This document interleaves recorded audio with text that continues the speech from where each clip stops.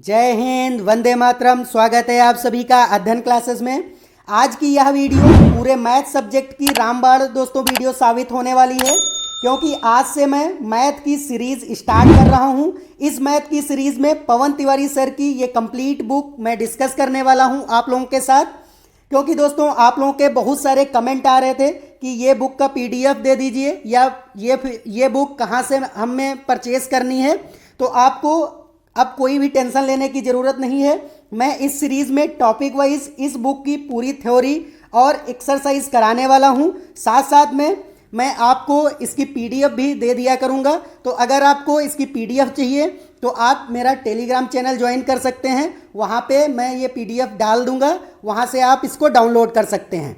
मैं इस सीरीज़ में बिल्कुल बेसिक से लेकर के एडवांस लेवल तक कराने वाला हूँ। जो भी इस बुक में सारी चीज़ें हैं टॉपिक वाइज ट्रिक के साथ संपूर्ण गणित हम लोग करने वाले हैं।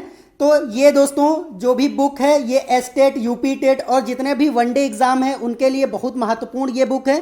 तो आपको ये पूरी बुक इस सीरीज़ में मिल जाएगी। तो आप अगर नए हैं चैनल पर तो इसको सब्सक्राइब कर लीजिए और बेल आइकन भी प्रेस कर दीजिए, जिससे कि इस सीरीज़ की जितनी भी वीडियो होंगी उसका नोटिफिकेशन आपको मिल जाएगा और आप यहाँ से बिल्कुल जीरो से आप मैथ सीख सकते हैं। तो चलिए अब वीडियो स्टार्ट करते हैं। दोस्तों देखते हैं कि संख्या पद्धति में कौन कौन से चीज़ें हमें पढ़नी हैं। किस संख्याओं का सामान्य परिचय हम सबसे पहले जानते हैं कि संख्याएं कितने प्रकार की होती हैं। तो दोस्तों संख्याएं, इनको हम इंग्लिश में नंबर्स कहते हैं। और दोस्तों संख्याओं को दो भागों में बांटा गया है। पहला होता है वास्तविक संख्या, जिसको हम नेचुरल नंबर कहते हैं, या फिर इसको दोस्तों रियल नंबर हम लोग बोलते हैं। और दूसरा है काल्पनिक संख्या, जिसको हम इमेजिनरी नंबर या फिर इमेजिनरी दोस्तों नंबर बोलते हैं। तो दोस्तों संख्याओं को दो भागों में बांटा गया है, वास्तविक संख्या और काल्पनिक संख्या। अब दोस्तों वास्तविक संख्या को फिर से दो भागों में बांट दिया गया है। एक होता है दोस्तों परिमेय संख्या, और दूसरा दोस्तों हो जाता है अपरिमेय संख्या। दोस्तों परिमेय संख्याएं वे होती हैं जिनको हम p/q के फॉर्म में लिख सकते हैं, और इसमें दोस्तों अंश और हर होता है। और दोस्तों यहाँ पर q जो होता है ये जीरो नहीं होता है। और अपरिमेय संख्याएं वे संख्याएं होती हैं जिनको हम p/q के फॉर्म में नहीं दोस्तों लिख सकते हैं। तो ये चीज़ें होती हैं। अब दोस्तों परिमेय संख्या को ही पूर्णांक संख्या कहते हैं। तो आपको याद रखना है कि परिमेय संख्या को ही हम लोग पूर्णांक संख्या कहते हैं। और पूर्णांक को फिर से दो भागों में बांटा गया है। तो एक दोस्तों हो जाता है प्राकृतिक संख्या, और दूसरा हो जाता है दोस्तों पूर्ण संख्या। तो आपको याद रखना है, इसको हम नेचुरल नंबर कहते हैं प्राकृतिक संख्या को, और पूर्ण को दोस्तों होल नंबर कहते हैं। अब दोस्तों प्राकृतिक संख्या को ही चार भागों में बांट दिया गया है। पहला आ जाता है दोस्तों सम संख्या, दूसरा आ जाता है दोस्तों विषम, तीसरा होता है अभाज्य, और दोस्तों चौथा हो जाता है भाज्य। तो ये दोस्तों कुछ संख्याओं का बेसिक इसमें चीज़ें थी। ये आप लोगों को सारी चीज़ें पहले से आ रही थी और मैंने ये केवल आप लोगों को रिवीजन के लिए इसमें बताया है। तो अब चलते हैं नेक्स्ट स्लाइड में, जहाँ से आपके क्वेश्चन बनते हैं एग्जाम में। तो अब हम लोग पढ़ेंगे विभाज्यता की शर्त पर प्रश्न। तो दोस्तों विभाज्यता की शर्त से आपके एग्जामिनेशन में 1 से 2 क्वेश्चन पूछा जाता है, जैसे कि 2 से विभाज्यता की शर्त क्या होती है, 3 से विभाज्यता की शर्त क्या होती है, और डायरेक्ट क्वेश्चन आपके एग्जामिनेशन में इससे पूछ लिया जाता है। तो दोस्तों आपको मैं बता दूं कि जो 2 की विभाज्यता होती है उसको आप कैसे पहचानेंगे। तो कोई भी अगर नंबर है तो उसका यूनिट डिजिट मतलब इकाई का अंक 0 होना चाहिए, या फिर 2 हो, 4 हो, 6 हो, 8 हो, मतलब या फिर इकाई का जो संख्या होना चाहिए वो सम संख्या हो, या फिर इकाई की संख्या 0 दोस्तों होनी चाहिए। तो यहाँ पर आप लोगों को ये चीज़ याद रखनी है कि जो इकाई की संख्या होनी चाहिए वो 0, 2, 4, 6, 8 या फिर सम होनी चाहिए। तो वो संख्या 2 से विभाजित होगी। तो दोस्तों आपको याद रखना है कि जैसे कि कोई भी नंबर हम लिख लेते हैं एग्जाम्पल में, जैसे 4, 8, 9, 6, तो आपको देखना है कि इकाई का अंक 6 आ रहा है। तो ये पूरा जो नंबर होगा ये 2 से विभाजित हो जाएगा। तो आपको ये चीज़ याद रखनी है। अब दोस्तों देखते हैं कि 3 से विभाजिता की शर्त क्या होती है। तो 3 से दोस्तों विभाजिता की शर्त आपको याद रखना है कि जो भी आपको नंबर जैसे कि दिया गया हो, जैसे कि कोई भी नंबर दिया गया है 4 6, मैंने ये नंबर एक ऐसे रैंडम नंबर ले लिया है 3 1 4। अब दोस्तों इन सभी संख्याओं को हमें क्या करना है, जोड़ देना है। अगर जोड़ने के बाद में वो संख्या 3 से विभाजित हो रही है तो दोस्तों ये जो पूरी संख्या है ये पूरी संख्या 3 से विभाजित हो जाएगी। तो आपको याद रखना, जैसे कि ये 4 है नंबर, ये 6 है, तो 6 4 10 प्लस 3 13, 1 14 और 4 18, जोड़ने पर 18 बन रहा है। अब 18 दोस्तों आपको पता है कि 3 से ये विभाजित होगा, तो यहाँ पर ये जो संख्या हमने एग्जाम्पल में लिखी थी ये संख्या भी क्या हो जाएगी, 3 से विभाजित हो जाएगी। तो आपको ये चीज़ याद रखनी है कि जब भी आपको एग्जामिनेशन में ऐसा नंबर दिया गया हो तो आपको सबसे पहले उनके नंबर्स को ऐड कर लेना है, जोड़ लेना है, और जोड़ने के बाद जो भी संख्या आपको मिले वो आपको 3 से विभाजित करना है। अगर वो संख्या 3 से विभाजित हो जाती है तो दी गई संख्या भी आपकी 3 से विभाज्य होगी। तो ये चीज़ आपको याद रखनी है। अब दोस्तों देखते हैं कि 4 से विभाज्यता की दोस्तों शर्त क्या होती है। तो 4 से विभाज्यता की शर्त होती है कि लास्ट का जो 2 अक्षर होने चाहिए या 2 डिजिट जो लास्ट की होनी चाहिए, जैसे इकाई का अंक होना चाहिए और दहाई का अंक, ये दोनों या तो दोस्तों 0 होने चाहिए या फिर क्या होने चाहिए, 4 से विभाजित होने चाहिए, 4 का मल्टीप्लाई होने चाहिए। तो जैसे कोई भी नंबर मैं लिख लेता हूँ, जैसे 7 3 4 1 5 और 00। तो दोस्तों ये आपको दिख रहा है कि लास्ट में 2 0 दिख रहे हैं आपको, तो ये पूरा नंबर किससे विभाजित हो जाएगा, 4 से विभाजित होगा। ऐसे ही दोस्तों कोई भी नंबर है जैसे 5 1 6, तो ये नंबर भी एक है।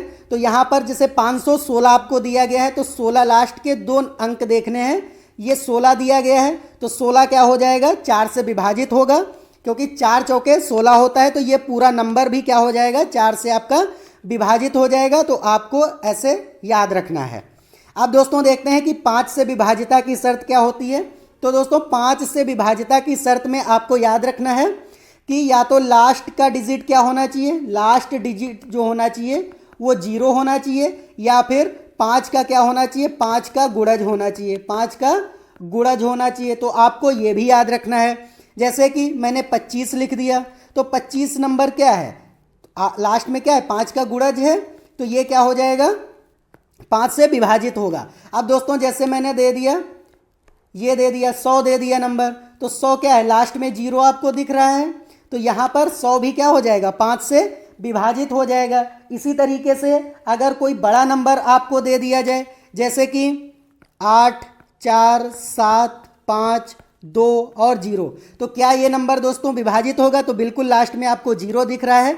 तो आपको ये याद रखना है कि लास्ट में अगर 0 दिखे या लास्ट का जो डिजिट हो वो 5 हो या 5 का मल्टीप्लाई हो, जैसे 5 हो 10 हो 15 हो 20 हो, इस तरीके से हो, तो वो पूरा नंबर 5 से विभाजित होगा। ये भी आपको याद रखना है। अब दोस्तों देखते हैं 6 से विभाजिता की शर्त क्या होती है कि 6 से कौन कौन सी डिजिट विभाजित हो सकती हैं। तो दोस्तों आपको याद रखना है, अभी मैंने 2 की विभाजिता की शर्त बताई और 3 की विभाजिता की शर्त बताई, तो इन्हीं दोनों का जब मल्टीप्लाई कर देते हैं तो 6 बन जाता है। तो आपको याद रखना है कि जो नंबर 2 से भी डिवाइड होगा और 3 से भी विभाजित होगा वो नंबर 6 से भी क्या हो जाएगा, विभाजित हो जाएगा। तो आपको याद रखना है, जैसे कि मैं कोई एक नंबर ले लेता हूँ, 7 3 5 1 और 2, ये नंबर दोस्तों मैंने ले लिया। अब आपको देखना है कि क्या ये नंबर 2 से विभाजित है, तो बिल्कुल लास्ट में क्या आ रहा है, 2 आ रहा है, तो ये 2 से विभाजित हो जाएगा। और दोस्तों 3 से विभाजिता की शर्त क्या थी कि सभी डिजिट को आपको सम करना है, ऐड करना है। तो सभी डिजिट आप ऐड कर लीजिए, 7 + 3 + 5 + 1 + 2। जब आप ऐड करेंगे 7 + 3 10, 10 + 5 15, 1 16, 16 और 2 18। तो दोस्तों देख लीजिए 18 जो नंबर है वो 3 से विभाजित होगा, तो ये पूरा जो डिजिट है ये किससे विभाजित हो जाएगा, 6 से दोस्तों ये विभाजित हो जाएगा, क्योंकि ये जो पूरा संख्या है ये 2 से भी विभाजित हो रही थी और 3 से भी विभाजित हो रही थी। अब दोस्तों देखते हैं कि 7 से विभाज्यता की शर्त क्या होती है, क्योंकि ये दोस्तों सबसे ज़्यादा बार एग्जामिनेशन में पूछा जाता है और ये टफ भी होता है। लोगों को जल्दी ये चीज़ समझ में नहीं आती कि 7 से विभाज्यता कैसे निकाली जाती है। तो दोस्तों मैं बता दूं, अगर आप लोग यहाँ तक वीडियो देख रहे हैं और आपको ये वीडियो अच्छा लग रहा है तो चैनल को सब्सक्राइब जरूर कर दीजिए, जिससे कि मुझे मोटिवेशन मिलेगा। आगे भी वीडियो मैं इसी तरीके से आपके लिए लेकर के आता रहूँगा।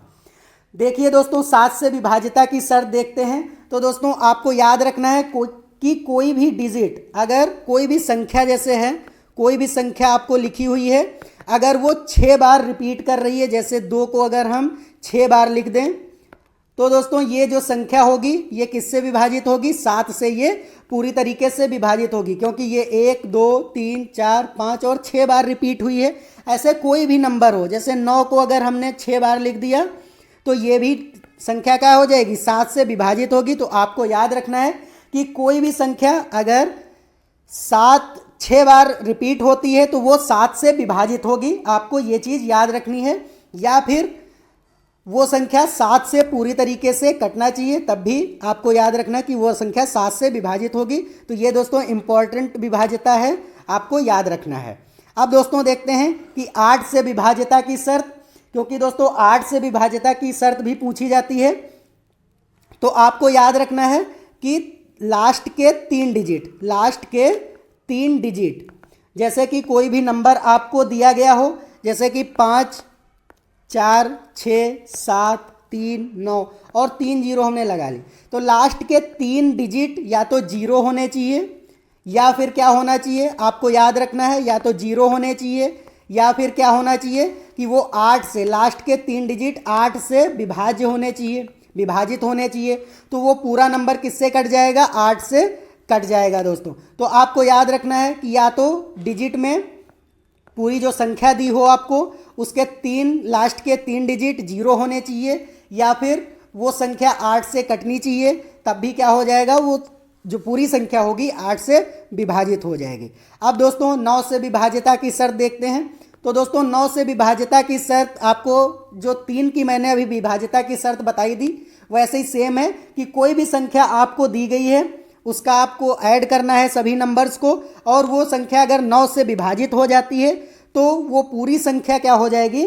9 से विभाजित होगी। जैसे मैंने एग्जाम्पल में 7 2 1 3 4 1 मैंने ले लिया। अब ये नंबर अगर क्या करना है आपको कि सभी को ऐड कर लेना है, जोड़ देना है। तो हम सबको जोड़ लेते हैं पहले, 3 4 और 1। तो जोड़ते हैं 7 + 2 9, 9 1 10, 3 13, 13 और 4 17 और 1 18। तो दोस्तों जोड़ने पर ये 18 बन रहा है। अब 18 क्या 9 से विभाजित होगा? तो आपको पता है कि 9 दूनी 18 होता है, 9 की जो है टेबल में 18 आता है, इसलिए ये पूरी संख्या जो हो जाएगी ये 9 से विभाजित हो जाएगी। तो इसी तरीके से आपको याद रखना है कि 9 से विभाजिता जब भी आपको एग्जामिनेशन में दिखे तो आपको सभी डिजिट को ऐड कर देना है, उसके बाद जो संख्या हो उसको 9 से आपको विभाजित करना है। अगर वो संख्या 9 से विभाजित हो जाती है तो आपकी वो पूरी संख्या जो दी गई होगी वो भी क्या हो जाएगी? विभाजित हो जाएगी 9 से। तो आपको ये चीज़ याद रखनी है। अब दोस्तों देखते हैं कि 11 से विभाज्यता, ये भी दोस्तों बहुत इंपॉर्टेंट है और सबसे ज़्यादा बार पूछा जाता है एग्जामिनेशन में, क्योंकि 11 की विभाज्यता टफ भी है दोस्तों। तो आपको मैं इजीली समझा देता हूँ ट्रिक से कि 11 की विभाज्यता आप कैसे निकाल सकते हैं। तो जैसे कोई भी आपको संख्या दी गई हो, जैसे मैं एक संख्या ले लेता हूँ 8 2 3 5 1 5। अब आपको क्या करना है दोस्तों कि सम डिजिट देखनी। सम डिजिट का मतलब है कि सम प्लेस पे, जो सम स्थान पे हैं उनको हमें क्या करना है? एक पास ऐड करना है, और जो विषम स्थान पे हैं उनको ऐड करना है। जैसे कि ये दोस्तों पहले स्थान पे है 8, तो ये विषम स्थान पे हो जाएगा। 3 ये भी विषम स्थान पे है, फिर 1 भी क्या है? विषम स्थान पे। फिर दोस्तों क्या है, जैसे कि इसमें मिल जाएगा आपको 2 और 5 और ये 5, ये दोस्तों क्या हो जाएंगे? ये सम स्थान पे हैं। तो पहले आपको 8 + 3 + 1 ऐड करना है। तो ऐड करने पर 8 3 11 1 12 आ जाएगा। और दूसरे जो विषम स्थान पे हैं, जैसे कि ये विषम स्थान पर था, विषम स्थान वाले हमने ऐड कर लिए। अब दोस्तों हम सम स्थान वाले ऐड करते हैं, जैसे कि 2 + 5 + 5, तो आप इनको ऐड करेंगे तो 5 2 7 5 12। अब दोस्तों क्या आ गया, ये 12 और 12। अब इनको हमें घटाना है, तो घटाने पर या तो 0 आना चाहिए या फिर 11 का क्या आना चाहिए, मल्टीप्लाई आना चाहिए। अगर 11 का मल्टीप्लाई भी आ जाता है तब भी वो संख्या जो होगी पूरी वो किससे कट जाएगी, आपकी 11 से कट जाएगी। और अगर दोस्तों आपको याद रखना है कि जो भी संख्या दी गई हो वो अगर 0 आ जाता है, जैसे हमने विषम वाले स्थान ऐड किए, सम वाले स्थान ऐड किए, अगर वो 0 आ जाते हैं तब भी वो संख्या क्या हो जाएगी, 11 से विभाजित हो जाएगी। तो आपको ये याद रखना है। तो ये संख्या किससे विभाजित हो जाएगी, 11 से। तो उम्मीद है दोस्तों विभाज्यता आपको अच्छे से समझ में आ गई होगी। अब अगर विभाज्यता से प्रश्न बनेंगे तो आप आसानी से एग्ज़ाम में आंसर वहाँ पर कर पाएंगे। तो दोस्तों अब हम जो अगली वीडियो आने वाली है तो वो दोस्तों हेडिंग है कि भाग की लंबी विधि पर प्रश्न, कि भाग की लंबी विधि पर प्रश्न कैसे बनते हैं। तो दोस्तों जैसे इसमें आता है भाज्य, भाजक, भागफल, तो इनसे बहुत सारे क्वेश्चन आ जाते हैं। उसमें आपको भाज्य दिया होगा, भाजक दिया होगा, भागफल आपको ज्ञात करना होगा। तो दोस्तों ये हम लोग नेक्स्ट क्लास में देखेंगे। और दोस्तों एक जानकारी आप लोगों को बता दूं कि अगर ये पीडीएफ आप लोगों को चाहिए तो आप टेलीग्राम चैनल को ज्वाइन कर सकते हैं, वहाँ से आप ये पीडीएफ डाउनलोड कर सकते हैं, क्योंकि मैं वहाँ पर डेली ये पीडीएफ अपलोड करता हूँ। तो अब दोस्तों मिलते हैं अगली वीडियो में। भाग की लंबी विधि पर प्रश्न कराएंगे हम आप लोगों को। इसका पहले थ्योरी पोर्शन कराएंगे, उसके बाद में दोस्तों हम आपका रिवीजन कराएंगे, जिससे कि नंबर सिस्टम आपका बिल्कुल क्लियर हो जाएगा। और दोस्तों आप लोग देख रहे होंगे कि बिल्कुल बेसिक से मैंने स्टार्ट किया है, और जब ये पूरा चैप्टर ख़त्म होने वाला होगा तो एडवांस लेवल का आप देख रहे होंगे कि एडवांस लेवल हम कराएंगे। तो अगर आपको बिल्कुल बेसिक से मैथ जाननी है या आपको पहले से आ भी रही थी मैथ तो आपका रिवीजन हो जाएगा, और आपको नहीं आ रही थी तो आपको मैथ अच्छे से आने लगेगी। तो अब